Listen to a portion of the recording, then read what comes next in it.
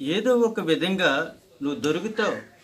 అది సాతానుగాడు నీ కొరకు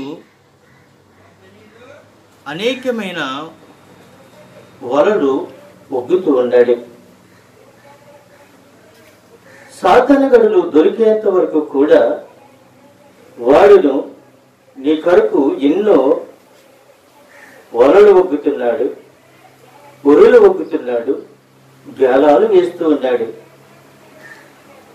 ఒక్కసారి నీవు సాతానుగాడికి దొరికినట్లయితే, ఒక్కసారి నువ్వు సాతానుగాడికి దగ్గరైనట్లయితే నువ్వేమైపోతావో తెలుసా? సాతానుగాడికి దగ్గరైపోయి పాపం అనే ఊబులోనికి దిగిపోయి కూరుకుపోయి బయటికి రాకుండగా సతమతమవ్వి నీ ప్రాణాలు నీవి పోగొట్టుకుంటావు. భయం లేని వాడు ఏమి కలిగి ఉన్నాడు అంటే ప్రాణాలు పోయే పరిస్థితులకి తీసుకుని తెచ్చుకుంటాడు. అది భయము కలిగి భక్తి కలిగి జీవించిన వాడు ఏమవుతాడు అని అంటే వాడు ధన్యుడు అని అంటున్నాడు. భయమైనా ఉండాలి, రెండోది భక్తి అయినా ఉండాలి. భక్తి ఉండాలి, భయం ఉండాలి. భక్తి ఉంటేనే భయం వస్తుంది. భయం ఉంటే భక్తి రాదండి. ముందు భక్తి ఉంటేనే భయం కలుగుతుంది. భక్తి లేకపోతే భయం కలగదు, భయం లేకపోతే భక్తి కలగదు. మనుషుడిని నడిపించేది, మనుషుడిని సంరక్షించేది, మనుషుడిని ఉన్నతమైన మార్గము నడిపించేది దేవుని యొక్క భక్తి మాత్రమే. దేవుని యొక్క భక్తి నీలో లేకపోతే, దేవుని యొక్క భక్తి నీలో లేకపోతే నువ్వేమైపోతావో తెలుసా? వివేకము లేనివాడు జనులను అధికముగా బాధపెట్టి అధికారి అంట. మనం ఏమైపోతామో తెలుసా? వివేకం లేని వాడిగా మనము ఉంటాము. అలాగే జనులను అధికముగా బాధ పెట్టేవాడిలాగా మనం ఉంటామంట. అంటే భక్తి లేనివాడు, భయం లేనివాడు ఎలాగుంటాడేనంటే, నేను బలవంతుడిని, నేను ధైర్యవంతుడిని, నేను నోరు గలవాడిని అని అనుకుంటాడే గాని ఏదో ఒక రోజుని ఆ వ్యక్తి అతనిని హింసిస్తాదని, ఆ యొక్క చెడు మార్గము ఆ మనిషిని ఊబులోనికి కూరుకుపోతాడని వాడికి తెలీదు. ఊబులో కూరుకుపోయిన తర్వాత, వాడు లెగలేని పరిస్థితులకు వచ్చిన తర్వాత అప్పుడు అలో పోలో అని గుండెలు బాదుకునే పరిస్థితికి వచ్చేస్తాడు. ప్రియమైన దేవునికి బిడ్డలారా, ఒక వ్యక్తి రక్షింపబడతాడు. ఎలాగో తెలుసా? యథార్థంగా ప్రవర్తించిన వాడు రక్షింపబడతాడంట. ఒక వ్యక్తి రక్షింపబడాలి అని అంటే నీలో ఏముండాలి అని అంటే యథార్థత ఉండాలి.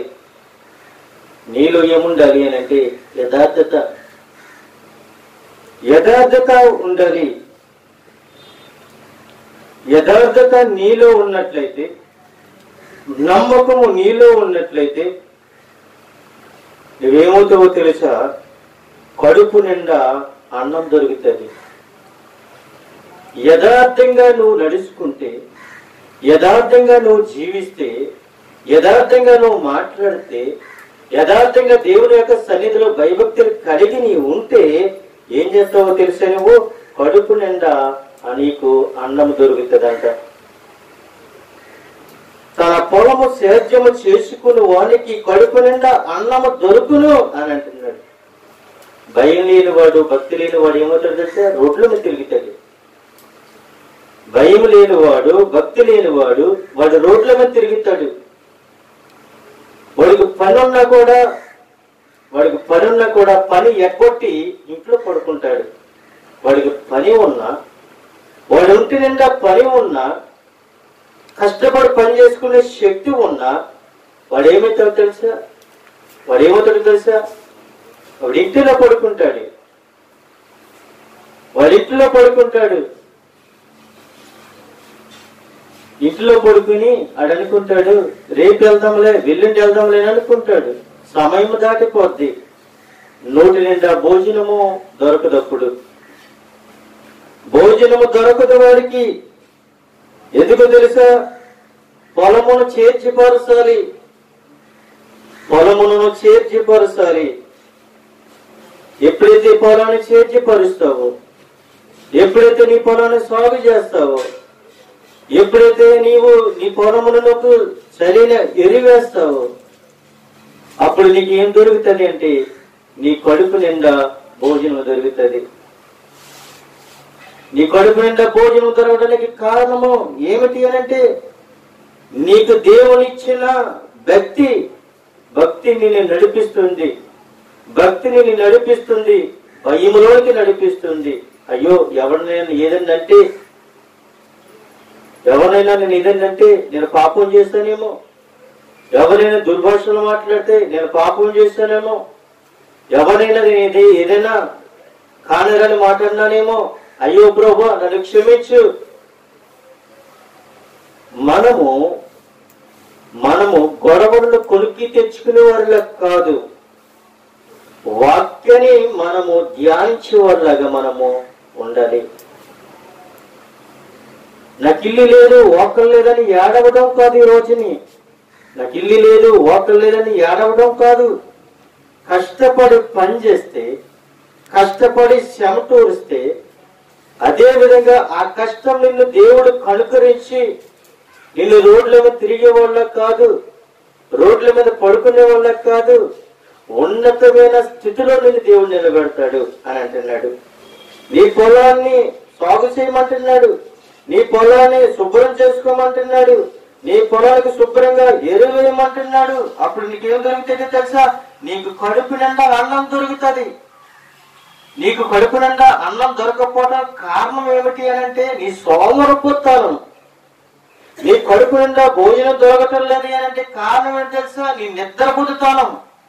నీ కడుపు నిండా భోజనం దొరకట్లేదు అంటే ఎదటవాడు మాటలు వినటం, ఎదటవాడు మాటలు విని నువ్వు సోమరపోతనంతోను నిందాహైలితుడిగాను సాతాను సంబంధము కలిగి నీవు ప్రవర్తిస్తే, నువ్వు నిద్రపోతే ఆస్తులు మన వెనకాల రావు, నువ్వు నిద్రపోతే డబ్బులు మన వెనకాల రావు, మనం నిద్రపోతే మన భూములు మన వెనకాల రావు, మనం నిద్రపోతే మన భూమికి చేర్చిపరిచేవాడు ఎవడో ఉండడు, ఎవడో చేర్చిపరిచి నీకు ఎవడు కట్టుకొచ్చి పెట్టడి రోజుల్లో.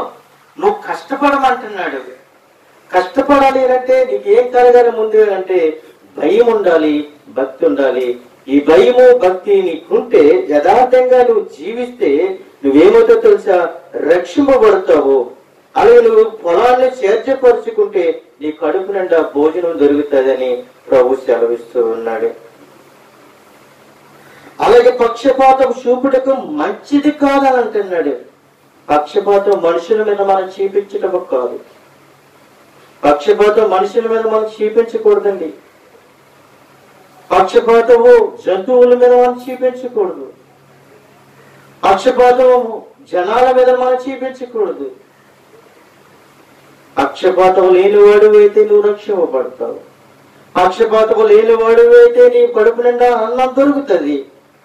పక్షపాతం లేకుండా అందరూ నా సహోదరులే, అందరూ నా కుటుంబస్తులే, అందరూ నా గ్రామస్తులే, అందులో నేను అందరితో సంతోషంగా జీవించాలి, అందరూ సంతోషంగా ఉండాలి, నేను బ్రతికినట్లుగా, నేను ఆనందంగా ఉన్నట్లుగా, నేను సంతోషంగా ఉన్నట్లుగా, నేను దేవుని యందు భయభక్తులు కలిగి ఉండినట్లుగా, దేవుని యథార్థంగా జీవించినట్లుగా ప్రభు నేను ఎలాగైతే అంగీకరించానో అలాగే నాకులాగా అందరూ రక్షింపబడాలి, అందరూ కూడా దీవింపబడాలి, అందరూ కూడా కడుపు నిండా భోజనం చేయాలి, అందరూ కూడా దేవుని యొక్క రాజ్యానికి వారసుడవ్వాలి అని ఎవడైతే ఆశ కలిగి ప్రేమ కలిగి అందరూ నా వాళ్ళే, అందరూ నాకు సంబంధులే అని కలిగి ఉంటే నువ్వు కడుపు నిండా భోజనం చేస్తావు.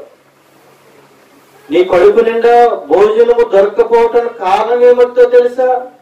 నీ సోమరిపోతనమే, నువ్వు నిద్రపోతుతనమే. ఎదుటివాడు చూసి ఏడవడం కాదు, మనము మన బ్రతికేంటి, మన స్థితి ఏంటి అనే ఆలోచన కలిగి ఉండాలి. పక్క గృహం బాగోవాలని మనం కోరుకోవాలి. పక్క గృహం సంతోషంగా ఉండాలి అని కోరుకోవాలి. పక్క గృహము వారి కుటుంబం సంతోషంగా వర్తిల్లాలని మనం కోరుకోవాలి. అంతే తప్ప కానీ తెల్లారి లేచి మనము ఏమి కలిగి ఉన్నామో, ఏమి విత్తుతున్నామో, నువ్వు ఏదైతే విత్తుతున్నావో అదే పంట కోస్తావు అని అంటున్నాడు. నువ్వు గోధులు విత్తితే గోధుల పంట కోస్తావు, వరి విత్తితే వరి పంట కోస్తావు. నువ్వేదైతే విత్తుతావో ఆ పంటే నువ్వు కోస్తావు, ఆ పంటే నువ్వు కోస్తావు కానీ వేరొక పంట నువ్వు కొయ్యవు. స్వార్థమైన పంటలు వేస్తున్నావా, స్వార్థ పంటలు కోస్తావు. అసూయ పంటలు వేస్తున్నావా, అసూయ పంటనే నువ్వు కోత కోస్తావు. దుర్భాషలనే మరి పంట వేస్తున్నావా, దుర్భాషలనే పంటలు కోస్తావు. అసూయ అనే పంటలు వేస్తున్నావా, అసూయ అనే పంటలు కోస్తావు. ఎదుటి వాళ్ళని తిడతలేని పంటలు వేస్తున్నావా, రేపొద్దున కూడా నిన్ను కూడా అదే విధంగా చేస్తారు ప్రజలందరూ కూడా. ప్రియమైన దేవునికి బిడ్డలారా, మనం ఏమి కలిగి ఉండాలంటే నిత్యము భయము కలిగి ప్రవర్తించి వాడు ధన్యుడు అని అంటున్నాడు. యథార్థంగా ప్రవర్తించిన వాడు రక్షింపబడతాడు అని అంటున్నాడు. తన పౌరములను చేర్చిపరుచుకునేవాడు కడుపు నిండా అన్నం తింటాడు అని అంటున్నాడు.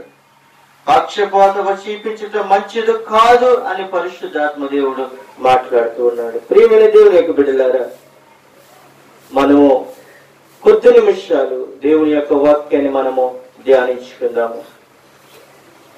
పరిశుద్ధాత్మ దేవుడు మనతో మాట్లాడుతూ ఉన్నాడు. ఆయన మనతో మాట్లాడుతూ ఉన్న దేవుడు. కొన్ని రోజులు పట్టించి పరిశుద్ధాత్మ దేవుడు నాతో ఆయన యొక్క వాక్యం ద్వారాగా ప్రతిరోజు మాట్లాడుతూ ఉన్నాడు.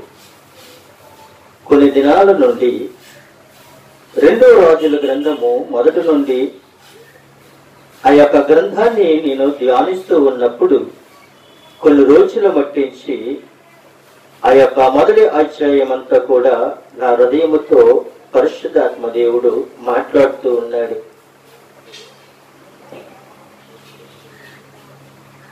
ఈ మొదటి అధ్యాయం అంతా కూడా ధ్యానిస్తే దేవుడు సర్వశక్తిమంతుడని, దేవుడు రోషము కలిగిన దేవుడని, దేవుని యందు ఎవరైతే విశ్వాసము కలిగి ఉంటాడో వాడు దేవుణ్ణి పట్టుకుని ఉంటాడని, దేవుడు అతనిని వాడుకుంటాడని, తన దైవజనుడు వెళ్ళిన ప్రతి మార్గములో కూడా దేవుని యొక్క ఆత్మ ఆ దైవజనుడి దగ్గర ఉంటుందని ఈ యొక్క వాక్యం ద్వారాగా దేవుడు నాకు బయలుపరుస్తూ ఉన్నాడు. ఇక్కడ మొదటి అధ్యాయంలోకి మనం వెళ్తే 2వ రాజుల గ్రంథము మొదటి అధ్యాయము 2వ వచనములోనికి మనం చూస్తున్నట్లయితే ఆయన యొక్క ప్రవచనము ఎలాగా తెలియపరుస్తున్నాడు. అహజ్య షామ్రోనులోనున్న తన మేడ గదికి కిటికీలో నుండి క్రింద పడి రోగై అహాబు మరణమైన తరువాత మోయాబులు ఇశ్రాయేలు మీద తిరగబడి ఉన్న సమయంలో అహజ్య అనే ఒక వ్యక్తి,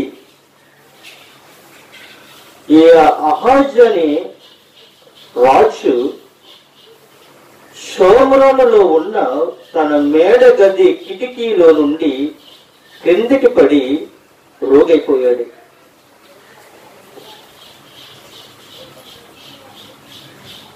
ఈయనొక రాజు, ఈ రాజు తన రాజకోటలో నుండి కిటికీలో నుండి కిందకి పడిపోయి రోగైనట్లుగా మనం చూస్తూ ఉన్నాం. ఒక ఉదాహరణగా మనం చూసుకున్నట్లయితే ఈ రోజుల్లో చాలా మంది కూడా తన జీవితాలను పాడు చేసుకుంటూ ఉన్నారు. వాళ్ళ రోగులు అయిపోవడానికి కారణము వారే. పాడైపోవటానికి కారణము వారే. వారి శరీరాలు పాడైపోయినా,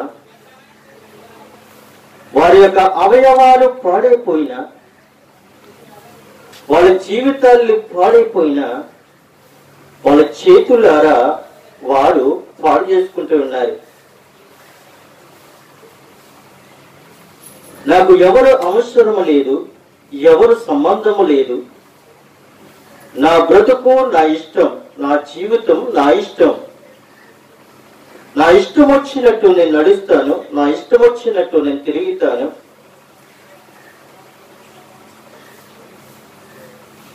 నాకు ఎవరు సంబంధము లేదు అని మనుషులు తిరుగుతూ ఉన్నారు. తిరుగుతూ ఉన్న సమయంలో ఏదో ఒక సమస్య వచ్చి ఆ వ్యక్తికి కానరాని ఏదైనా బలహీన వచ్చినప్పుడు, ఎన్ని హాస్పిటల్ తిరిగినా ఆ యొక్క సమస్య నీకు క్లియర్ అవ్వలేనప్పుడు నువ్వు మరణానికి దగ్గరగా ఉన్నప్పుడు నిన్ను ఎవడు వాదుకుంటాడు? దేవుడు అంటున్నాడు, ఆరోగ్యం ఉన్నప్పుడే, బలం ఉన్నప్పుడే, శక్తి ఉన్నప్పుడే, యవనికాలములు ఉన్నప్పుడే నా సన్నిధిలో నన్ను ఆరాధించండి, నన్ను స్తుతించండి, అప్పుడు మీకు మంచి ఆరోగ్యము, బలమును, శక్తిని, ఆయుష్ను ఇస్తాను అని ఆయన ఖచ్చితంగా వాగ్దానము చేశాడు. కానీ మనము మన చేతులారా, మన చేతులతో మన జీవితాలని పాడు చేసుకుంటున్నాం. దేవుడు మన జీవితాలను పాడు చేసుకోమని కాదు, దేవుడు మన జీవితాలని సంరక్షించుకోమని ఆయన మాట ద్వారాగా, ఆయన యొక్క వాక్యం ద్వారాగా బయలుపరుస్తున్నాడు. ఈ అహజ్యా రాజ్యాన్ని పరిపాలించే వ్యక్తి. ఈయన తన షాములోని యొక్క కోటలో నుండి, తన యొక్క గృహంలో నుండి, తన యొక్క కిటికీలో నుండి కిందకి పడిపోయి రోగైపోయాడు.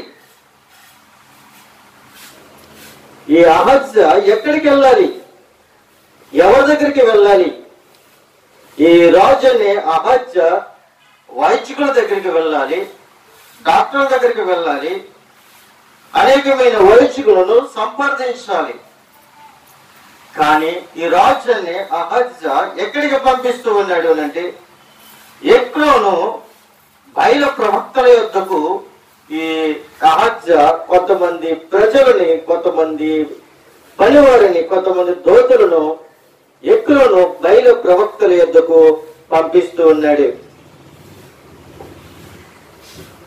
ఈ ఎక్రోను బయల్బూబులతో పంపించి, ఈ వ్యాధి పోగొట్టుకొని నిన్ను స్వస్థతను పొందుకుందునో లేదో విచారించుడి అని కొంతమంది దోతులని పంపిస్తూ ఉన్నాడు.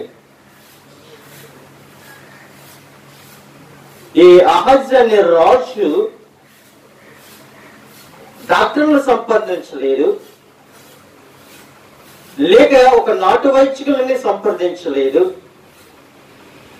లేదంటే ఎవరిని సంప్రదించలేదు. గాని అతడు మంచం మీద పడుకొని మరణకరమైన రోగముతో ఉండి, అతడు కొంతమంది దోతులని ఎక్రోను బయలుజోను ప్రవక్తల యొద్దకు పంపిస్తూ ఉన్నాడు. ఈ రోగము పోవద్దో లేదో మీరు తెలుసుకోండి అని ఒక శోధి చెప్పించుకోవడానికి శోధిగాడి యొద్దకు ఈ అహజ్యా అనే రాజు పంపిస్తూ ఉన్నాడు. ఎప్పుడైతే పంపిస్తూ ఉన్నాడో యెహోవా దూత ఏలీయాతో మాట్లాడింది. యెహోవా దూత ఏలీయాతో మాట్లాడింది. ఏలియా, ఇదిగో అహాజ్ అనే రాజు తన కిటికీలో నుండి కిందకి పడిపోయి రోగై ఉన్నాడు. నా దగ్గరికి రాకుండగా, నన్ను అనుసరించకుండగా, నన్ను ప్రేమించకుండగా ఈ ఇశ్రాయేలు దేశంలో, ఇశ్రాయేలు ప్రాంతంలో నిజమైన దేవుడు లేడనుకుని సోది చెప్పించుకోవడానికి వెళుతూ ఉన్నాడు. వెళ్ళి వారితో చెప్పు, వారిని ఎదుర్కో అని ఏలియాతో యెహోవా దూత మాట్లాడింది. వెంటనే షామ్రోను రాజు పంపిన దూతలను ఎదుర్కొన్నటకు ఏలియా వచ్చాడు. ఏలియా వచ్చి అంటున్నాడు, ఇశ్రాయేలు వారిలో దేవుడు ఉన్నాడు లేడనుకొని ఎక్రోను దేవతనైనా బయలు భూమి వద్దకు మీరు విచారించబోతున్నారా అడుగుతున్నారు. ఇశ్రాయేలులో దేవుడు లేడా? ఇశ్రాయేలులో రాష్ట్రం కలిగిన దేవుడు లేడా? ఇశ్రాయేలు దేశంలో నిన్ను నన్ను కూడా ప్రేమించే దేవుడు లేడా? ఎందుకని మీరు శోధి చెప్పించుకోవడానికి వెళ్తూ ఉన్నారు? ఎందుకు వెళ్తూ ఉన్నారు అని చెప్తూ ఉన్నాడు. అప్పుడు అంటున్నాడు, ఏలియా అంటున్నాడు, కాగా యెహోవా సెలవిచ్చినదేమనగా, నువ్వెక్కిన మంచం మీద నుండి దిగకుండగా నీవు నిశ్చయముగా మరణమవుదువు అని ఏలియా వారితో చెప్పి వెళ్ళిపోయాడు. ఎవరి దగ్గరికి పంపించాలి అని అంటే, ఇశ్రాయేలు దేవుడైన యెహోవా దేవుడి యొద్దకు నువ్వు పంపించాలి. అయ్యా, నా రాజు కిటికీలో నుండి పడిపోయి మరణకరమైన రోగములో పడి ఉండి లెగలేని పరిస్థితుల్లో ఉన్నాడయ్యా, మా రాజు లెగిస్తాడా? మా రాజును రక్షించండి, మా రాజును బ్రతికించండి అని దేవుని యొద్ద విచారించాలి. దేవుడికి ప్రార్థన చేయించాలి. కానీ నీవేం చేస్తున్నావో తెలిసి ఈ రోజుని పనికిరాని బయలు ప్రవక్తల యొద్దకు నువ్వు వెళుతూ ఉన్నావు. పనికిరాని బయలు ప్రవక్తల యొద్దకు వెళ్ళి నీతో మాట్లాడలేనివి, నీతో చూడలేనివి, నీతో గ్రహించలేనివి, నీతో వినలేనివి, నీ సంభాషణ వినలేనివి, నీ మాటలు పట్టించుకోలేనివి దగ్గరికి వెళ్ళి నువ్వు శోధి చెప్పించుకుంటున్నావి. అందుకే యెహోవా దూత ఏలియా వద్దకు వచ్చింది. ఏలియా ద్వారాగా చెప్పింది, నువ్వెక్కిన మంచం నువ్వు దిగకుండగా నిశ్చయముగా నువ్వు మరణమవుతావని ఏలియా వారితో చెప్పి వెళ్ళిపోయాడు. వెళ్ళిపోయిన తరువాత రాజు యొక్క దూతలు రాజు వద్దకు వచ్చి వారంటున్నారు, రాజు దగ్గరకు వచ్చారు.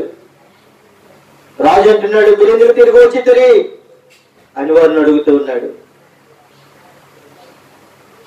మీరెందుకు తిరిగి వచ్చారు? మీ తిరిగి రావడానికి కారణం ఏమిటి అని అడుగుతుంటే వారంటున్నారు, ఒక మనుష్యుడు మాకు ఎదురుపడి ఆయన అంటున్నాడు, మాకు ఎదురుపడి